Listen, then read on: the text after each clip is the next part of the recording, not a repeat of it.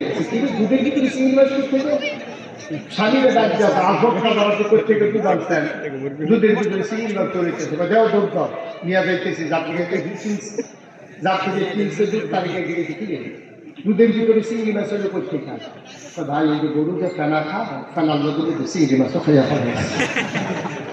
ফেনাওয়ালা ফুকুরতে যে ফানি দিছে এই খবর আর নাই যাচ্ছে ওই ফেনাওয়ালা ফুকুরতে ফানি দিতে যে চিংড়ি মাছ শুদ্ধ দিয়া বলেছে দুধের জন্য বাংলাদেশ নাউজুবিল্লাহ বলবেন না বলবেন না নাউজুবিল্লাহ দুনিয়াতে আসলে বান্দা খাবে কি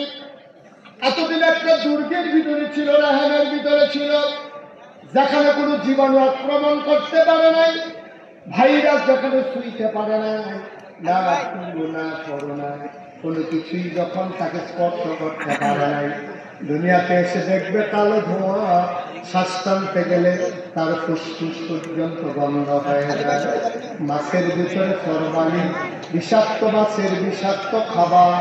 বাতাস নিয়ে থেকে শ্বাস টানতে পারে না বান্দা খাবে কি ভেজাল আর ভেজাল আল্লাহ কয় বান্দা আমার চিন্তা দুনিয়াতে এসে বান্দা খাবে কি আমি তাদের মায়ের পেটে রাখতেই চিন্তা করে রেখেছি বিয়ের আগ পর্যন্ত মায়ের বুকে দুধ আসে না বিয়ের পরেও দুধ আসে না সন্তান যখন খেতে আসে আল্লাহ কয় আমার বান্দা খাবে কি এই জন্য আমি মায়ের বুকের ভিতরে আমি আমার বান্দার জন্য প্যাকেট করে খাবার রেখে দিলাম ও মুসলমান মন দিয়ে শুনো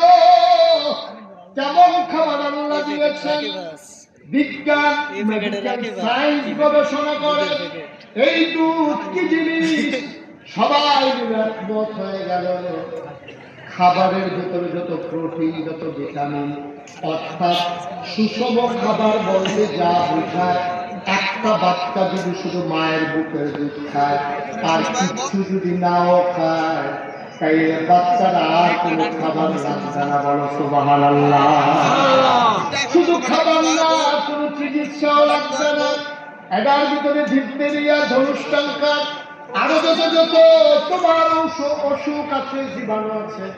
মায়ের প্রথম দুধটা যদি বাচ্চাকে খাওয়াই দাও